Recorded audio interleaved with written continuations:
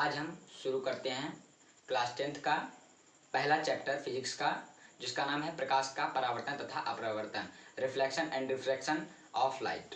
जिसके बारे में हम सबसे पहला हमारा टॉपिक आता है प्रकाश। प्रकाश क्या है, हमें इसके बारे में पढ़ना रहता है। तो प्रकाश एक प्रकार की विकिरण ऊर्जा है जो हमारी आंखों को संवेदित करता है, जिससे हम दूसरे वस्तुओं को आसानी से देख पाते हैं। अब देखिए, प्रकाश स्वयं दिखाई नहीं पड़ता, किंतु प्रकाश की सहायता से हम दूसरी वस्तुओं को आसानी से देख पाते हैं। अब प्रकाश के गुण क्या है, प्रकाश के गुणों के बारे में चर्चा करेंगे। प्रॉपर्टीज ऑफ लाइट्स के बारे में हम चर्चाएं करेंगे। तो देखिए, प्रकाश का सबसे पहला गुण है कि प्रकाश विद्युत चुंबकीय तरंग के रूप में चलता है, यानी इलेक्ट्रोमैग्नेटिक वेव के रूप में चलता है। दूसरा गुण है प्रकाश का कि प्रकाश सीधी रेखा में गति करता है। तीसरा गुण है प्रकाश का कि प्रकाश को चलने के लिए किसी माध्यम की आवश्यकता नहीं पड़ती।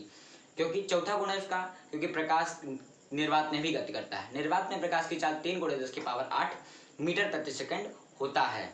और चौथा बात इसमें है, चौथा उसका गुण है ये कि प्रकाश का अपने श्वेत अवयवी रंगों में चलता है, जो कि 7 प्रकार से यानी विबग्योर के रूप में चलता है। और पांचवा बात कि प्रकाश का क्या होता है, परावर्तन होता है। चमकदार सतहों से प्रकाश का परावर्तन होता है। अब आगे हम पढ़ते हैं प्रकाश का परावर्तन।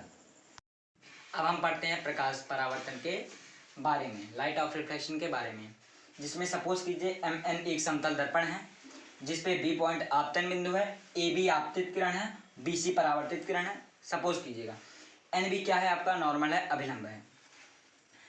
कोण I आपका क्या है, आपतन कोण है, तथा कोण R आपका परावर्तन कोण है। ठीक है। अब देखिए, यदि कोई प्रकाश की किरण किसी दर्पण से टकराता है तो वह वापस उसी माध्यम में लौट जाता है। प्रकाश की यह घटना क्या कहलाता है, प्रकाश का परावर्तन कहलाता है। ठीक है। अब देखिए, इसी बीच आता है आपका, उसके बाद देखिए इसमें कोण आता है। कोण के बारे में क्या जानना है।